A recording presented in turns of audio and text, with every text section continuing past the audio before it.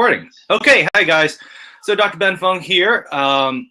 Just thought to do this impromptu-ness. Ignore all the sound in the back. It's just my kiddo and my wife playing. There's a new toy that that was given to him by grandparents, and so he's really high energy. So I know for a lot of you this is finals week, and I wanted to just encourage you and take this opportunity to share with you some really good studying habits that's helped me out over the years. Just in case you don't know this about me, not only do I have my DPT, I also have my MBA, and I got both with distinction or honors. And I used these 5 studying skills. I'm going to give you a bonus one as well to get me through. And it's not necessarily about graduating with honors. In fact, nobody cares about that, right? Nobody really cares what your GPA is when you apply for your first PT job. What they care about is that they like you, but still you have to pass, right? You have to pass your courses and you have to get past those boards and, depending on your state, your jurisprudence exam. So the first thing, I'm just going to give you the bonus right away. And it's this. It's called backloading. Backloading your studying. So I had this question with one of the friends that I mentor. He's in his first year getting his DPT, and he came to me going, "Oh my gosh, it's finals, and I feel like I'm burnt out. I'm burnt out, and there's nothing I can do. I feel like I need to give up," something of that nature. And it's normal. Everybody goes through that. And he was kind of lost as to how he was supposed to handle finals week with all this material, especially for some of you first years.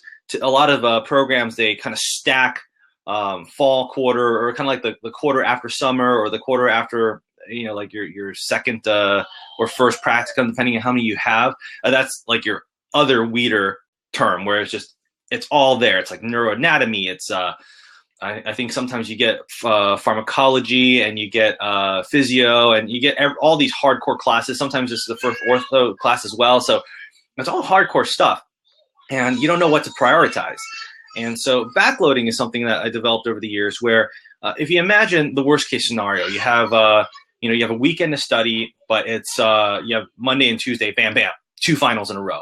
So how do you spread that out, right? How do you how do you prioritize? Do you want to study for Mondays first? Do you want to study for Tuesdays first?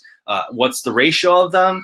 And what if you have, say, 3 days in a row, or 4 days in a row, or it's say tests on 2 tests on Monday, and then 2 tests on Tuesday, or 2 tests on Monday, 2 tests on Wednesday? How do you do all that? So what backloading is you think about playing chopsticks, right? You come from the outside and you measure your way in. And that's how you want to study. So you want to study the furthest exam away from your current point in time right now. And as you approach the closest exam, that's what you want to study. So if it's it's Sunday right now, and so if you have a test tomorrow, you should be cramming like crazy for that one, obviously.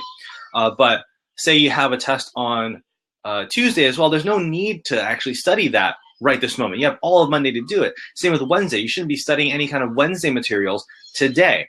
Now, say come tomorrow, you're done. You took that one final, and you have a final on, say, Wednesday and Thursday. So what do? Same thing.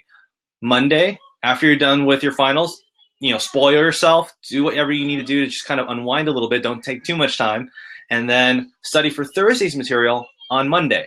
Then study for Wednesday's material on Tuesday. That way you spend more relevant close range time on Wednesday's topics, so it's fresh in your head. And you can even say spend half a day on Monday studying for Thursday's material, and then the other half on Wednesday's material. That way Tuesday and half of Monday, it's all Wednesday's material, and so on and so forth.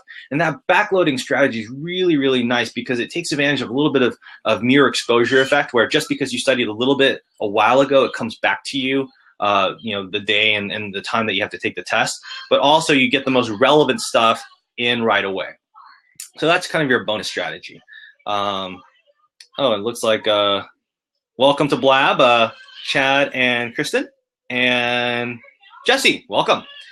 So here are the 5 general studies. So the backloading strategy is really more tactical. It's like right now. It's it's the end game. It's the last 100-meter dash. You have to do it all right now. But the strategies I want to share now, the 1 through 5, my top 5, have more to do with the long-term success. So the first one is creating mind maps.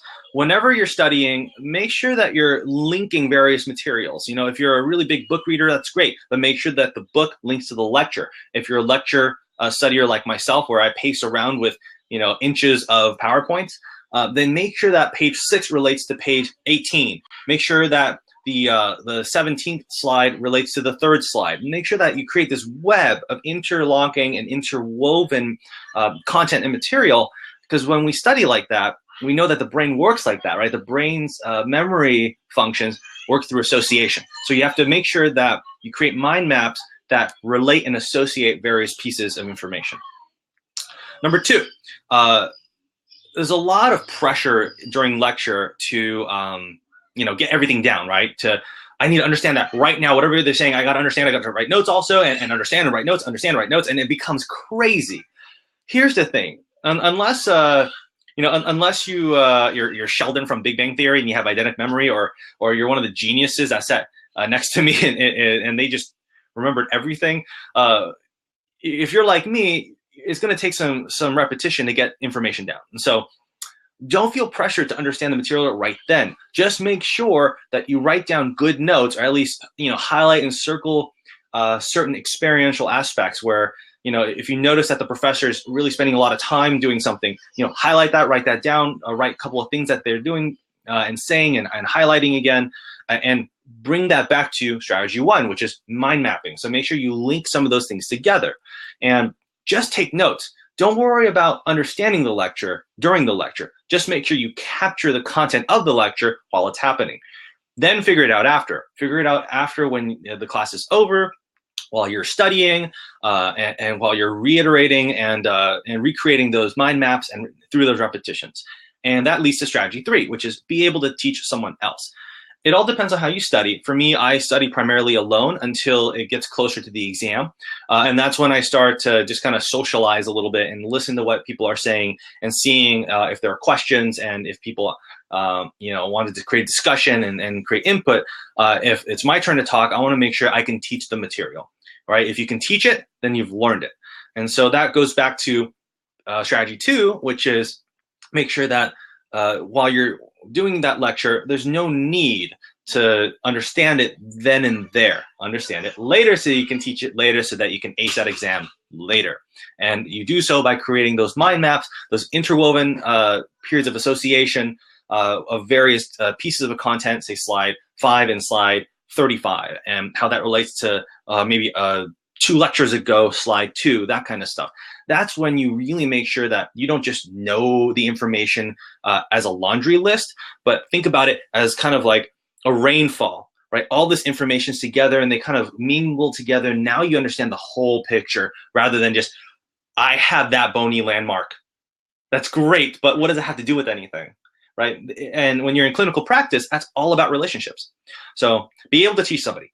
Number 4 is, it's study backwards. So funny thing about me and just my ADHD brain is I study backwards. It's really weird, but I'll take a big pile of notes and I'll literally start from the last page. And that's also how I take exams if I can. If it's a digital exam, then it's not so easy, but I'll take paper exams backwards if I can.